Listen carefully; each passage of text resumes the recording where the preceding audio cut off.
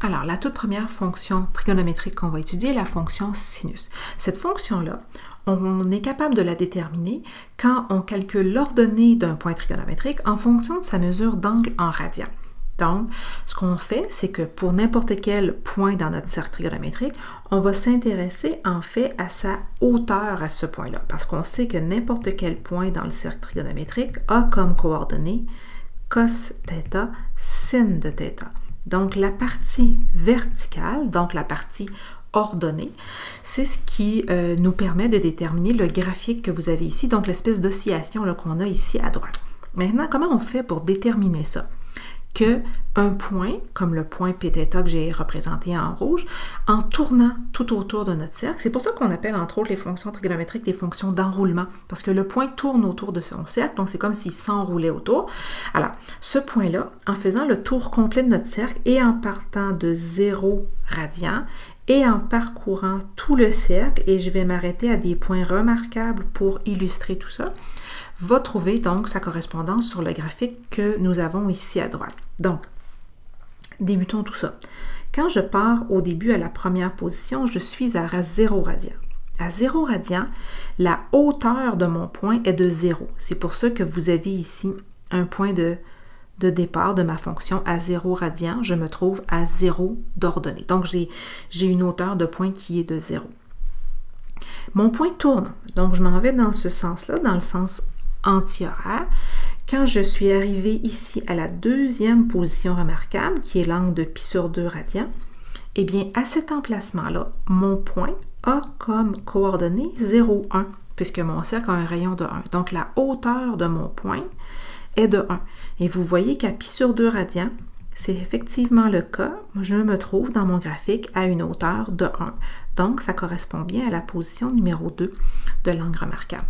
Si on poursuit notre rotation dans le sens anti-horaire et qu'on arrive à la troisième position, à cette position-là, donc à π radian, qui correspond à un demi-cercle, on est bien à la coordonnée de point moins 1, 0. Donc, l'ordonnée de notre point, sa hauteur, c'est bien de 0. Et vous voyez qu'à π radian, je me trouve bien à une hauteur ici de 0 dans mon graphique, qui correspond à la position numéro 3. On poursuit la rotation dans le sens anti-horaire. On arrive à 3π sur 2. Et à 3π sur 2, qui sera notre quatrième position, ce point-là a comme coordonnée 0, moins 1. Et vous voyez qu'à 3π sur 2, effectivement, on se trouve ici à une valeur dans le graphique de moins 1. Donc, ça correspond bien à la position numéro 4. Et on termine ça avec notre dernière portion de rotation qui va nous amener à 2π radian. 2π radian, donc le point qui a comme coordonnée 1, 0, qui est le point ici. Donc, c'est un retour, si on veut, à la position numéro 1, parce que vous le voyez, si on poursuit notre rotation, on va recommencer notre cycle en tournant et en continuant de s'enrouler sur notre cercle. Maintenant, nous, ce qu'on va vouloir faire, bien entendu, c'est être capable de déterminer l'équation d'une fonction sinus, mais également d'en représenter la représentation graphique à partir d'une équation qui nous serait fournie. Pour faire ça, on aura besoin de certains éléments, entre autres de ce qu'on va appeler le point d'inflexion de notre fonction. Le point d'inflexion, c'est le point que je vais aller placer en rouge dans mon graphique dans quelques instants. Ce point d'inflexion-là, en fait, il y en a quelques-uns dans mon graphique. Il va être déterminé par les coordonnées de H et de K dans ma règle. Et les points d'inflexion, c'est là où la courbe change son oscillation. Donc, elle monte, elle redescend, elle remonte, elle redescend. Ça peut correspondre à ces emplacements-là. La période, elle va correspondre donc à la longueur d'un cycle complet. Donc, cette période-là va correspondre en X à la longueur qui va séparer le début et la fin de mon premier cycle. Et pour le déterminer, on calculera ça en faisant 2π divisé par la valeur absolue du paramètre B qui sera présent dans notre équation. L'amplitude, elle est donnée par, en fait, si on veut, là, la hauteur d'une bosse ou la profondeur d'un creux dans notre fonction. On peut également le déterminer par calcul en prenant le maximum moins le minimum divisé par 2. Mais si je plaçais cet élément-là dans le graphique, je dirais à ce moment-là que mon amplitude, ça correspond à soit la hauteur comme ça d'une bosse, ou encore, je pourrais dire que mon amplitude, ça correspond à la profondeur d'un creux. Donc, cette valeur-là ne peut pas être négative. puisqu'il s'agit de la valeur absolue de mon paramètre A, mais c'est donc une hauteur absolue. Le petit a en tant que tel qui peut être présent dans notre équation, ce petit paramètre a-là, on le sait, on l'a déjà vu pour d'autres fonctions, il peut être négatif à l'occasion. Si ce paramètre-là est négatif, ce qu'on va observer, c'est qu'on aura une symétrie horizontale qui va s'exercer par rapport à un axe qui serait obtenu par le paramètre k. Donc, si on a un a négatif, tout le monde, ce qu'on va observer, c'est une symétrie de la façon suivante. Donc, quand votre a est positif, votre fonction part dans son cycle de son point d'inflexion, elle commence avec une bosse, elle finit par un creux. Si le a est négatif, c'est le contraire. On fait la symétrie par rapport à la hauteur de notre paramètre hk et on va avoir donc d'abord un creux, ensuite la bosse. Donc ça, c'est quand on a un a négatif.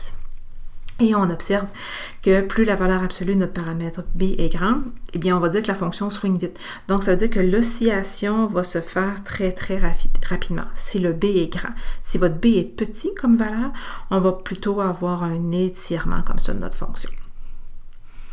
Si on y va avec une façon simple, en tout cas, je pense que c'est une façon simple de tracer votre fonction, c'est en utilisant un cadre pour faire ce traçage-là. C'est un cadre qu'on a déjà vu en classe, mais je vous le répète ici rapidement. Donc, ce qu'on va avoir besoin pour écrire et représenter notre fonction, c'est d'aller chercher dans notre règle certains paramètres. Donc, on va avoir besoin d'identifier notre point de départ de notre fonction, donc le point de départ de notre signe, qui sera le point HK. C'est un point que je vais toujours aller représenter en rouge dans mon graphique. Donc, vous voyez ici, j'ai représenté ça en rouge dans la représentation graphique également. Je vais aller aussi délimiter mon cycle à l'aide d'un rectangle. C'est le cadre qui va me servir à tracer ma fonction. Et ce cadre-là a certaines dispositions. Donc, la largeur de mon cadre doit être de ma période et la hauteur de mon cadre doit être de 2 amplitudes. Pourquoi? Eh bien, il faut que mon cycle rentre au complet et ça, la longueur d'un cycle, c'est sa période. Donc, c'est pour ça qu'on doit avoir ici à l'horizontale une longueur de cadre de période et en hauteur, on doit aussi avoir 2 amplitudes. Pourquoi 2 amplitudes? Bien, on a besoin de contenir des bosses et des creux. Et chaque bosse et chaque creux a une hauteur de A. C'est pour ça qu'on dira que la hauteur de notre boîte sera de 2A. On va aller, pour pouvoir tracer facilement notre fonction, on va aller subdiviser notre rectangle ensuite en 4 parties congrues, ce qui est en fait le quadrillé que vous voyez en vert dans mon dessin. Et ensuite, selon que ma fonction, elle est un paramètre A positif ou négatif, je vais aller déterminer si ma fonction va commencer avec une bosse ou avec un creux. Donc, je répète ce que je disais il y a quelques instants. Si votre A est positif, on va débuter à partir de notre point d'inflexion par une bosse et on va finir ça avec un creux. Ou si mon A est négatif, je vais partir de mon point d'inflexion, je commence par un creux et je finis par une bosse. Et ce que vous voyez dans le bas ici, va me permettre de graduer mon axe des X plus facilement en allant déterminer ce que je vais appeler le pas en X. Alors, le pas en X, c'est ma gradation sur l'axe des X. Je vais utiliser pour ça ma période divisée en 4 parties égales. Je vous montrerai dans quelques instants, entre autres, à quoi que ça va nous servir, pourquoi on le fait diviser par 4. Mais je pense qu'avec un exemple, ça illustre mieux les choses. Alors, allons-y avec cet exemple suivant. Donc, j'ai la fonction f de x est égale à 2 sinus de 1, parenthèse, x moins pi sur 2. Plus rien. Donc, ça veut dire qu'ici, mon paramètre k, c'est 0. Parce qu'on se souvient, on a vu en classe que la fonction qui utilise les fonctions sinus avec les paramètres, on a a fois sinus de b, parenthèse, x moins h, plus k. Donc, mon paramètre b est toujours le paramètre là, qui factorise ma petite parenthèse x moins h plus k. Donc, ça veut dire qu'ici, quand je vais vouloir déterminer mon paramètre hk, je vais avoir pi sur 2 comme valeur de h et mon k, c'est 0. Donc, ça veut dire que le point que je vais aller placer en rouge dans mon graphique, donc mon point d'inflexion, sera situé à pi sur 2, 0. Ensuite, je vais avoir besoin, bien sûr, de trouver ma boîte rectangulaire, que moi, je vais aller tracer dans quelques instants. Pour faire ça, j'ai besoin de mon paramètre A. Dans ma règle, mon A se trouve devant ma règle. Donc ici, mon A vaut 2. C'est une valeur qui est positive. Ça me donne déjà comme information que par rapport à mon point d'inflexion, je vais commencer par une bosse et ensuite, je vais finir par un creux. Mais ça me dit également que l'amplitude de ma fonction, qui est la valeur absolue de mon A, donc 2, va faire en sorte que la boîte rectangulaire, dans quelques instants, que je vais aller me tracer, devra contenir 2 amplitudes, une bosse et un creux. Donc, je devrais ici avoir 2 paramètres d'amplitude, donc une hauteur totale d'une boîte de 4. Et ensuite, toujours avec ma règle, je vois que la valeur de mon paramètre B ici, c'est 1. Ça va me permettre d'aller calculer ma période. Ma période pour les fonctions sinus est toujours de 2π sur la valeur absolue de B. Donc, 2π sur la valeur absolue de 1, ce qui nous donne 2π, ce qui signifie que notre boîte rectangulaire devra avoir une longueur totale de 2π. Ça ne veut pas dire qu'elle commence à 0 puis qu'elle se termine à 2π, mais ça veut dire qu'elle a une possibilité globale de tenir un cycle sur 2π au complet. Maintenant, mon pas en x, donc le pas pour graduer mes x. Je vais prendre ma période, 2π, et je vais la diviser par 4. En simplifiant, j'obtiens π sur 2. Ce que ça me donne comme information, c'est que dans mon graphique, je vais aller faire des bonds de π sur 2 pour aller placer mes valeurs simplement de ma fonction. Et vraiment, en utilisant cette façon-là de graduer votre axe, ça va être beaucoup plus simple pour vous. Donc, si je fais la gradation de mon axe dx tout de suite, je commence avec mon premier carré à π sur 2. Ensuite, mon second, je suis à 2π sur 2, 3π sur 2, puisque je fais toujours des bonds de π sur 2, 4π sur 2, 5π sur 2, et ainsi de suite. Bien entendu, on pourrait tout aussi bien dire que 2π sur 2, c'est la même chose que π. Moi, j'ai pas de problème avec ça. Que 4π sur 2, c'est 2π, et que 6π sur 2, c'est 3π. Si vous souhaitez simplifier vos fractions en cours de route, vous pouvez très bien le faire. Moi, pour simplifier le calcul, j'aime bien les laisser dans les fractions comme je les ai écrites au départ, pour m'assurer que je ne me trompe pas dans mes bons. Petite mesure de précaution. Maintenant, je vais aller placer, donc, puisque j'ai ma gradation de fait sur l'axe dx, je regarde mon point que je dois aller placer. Mon point d'inflexion rouge à π sur 2, 0. Et je sais que ma boîte rectangulaire aura une hauteur totale de 4. Donc, ce serait bien d'aller graduer la façon de placer mon graphique. Donc, je pourrais faire des bonds de 1 ou de 2 sur mon axe dy. Ça marcherait très bien pour aller placer ce que j'ai besoin de faire. Donc, si j'observe ça, je vais voir qu'ici, mon point d'inflexion, le point de départ de mon cycle sera situé à π sur 2, 0.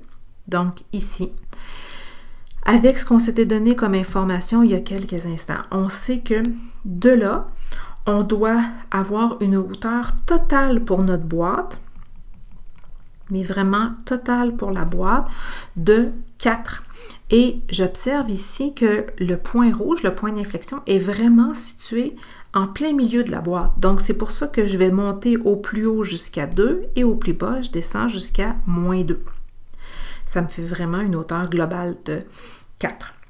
Ensuite, je dois parcourir un cycle complet, donc une longueur totale de 2π. Et bien, parcourir 2π, ça veut donc dire que je vais partir de π sur 2 et je vais devoir me rendre avec ma boîte rectangulaire jusqu'à 5π sur 2. Pourquoi je vais me rendre jusqu'à 5π sur 2? Eh bien, c'est très simple. Parce qu'on fait des bonds de π sur 2. Donc, si on regarde ici, en partant de là, j'ai 1π sur 2, 2π sur 2, 3π sur 2, 4π sur 2, 4π sur 2 qui correspond à 2π. Donc, c'est pour ça que ma boîte rectangulaire, je l'ai fait terminer à 5π sur 2. Ensuite de ça, je disais dans la petite méthode que je vous ai présentée que j'allais subdiviser ça en 4 parties congrues. Donc, cette subdivision-là, si on veut, se trouve ici. Je sépare verticalement en 2 et horizontalement en 2 aussi, ce qui va me donner les 4 portions de ma boîte rectangulaire. Maintenant, je vais aller placer certains points qui vont me servir à tracer ma fonction.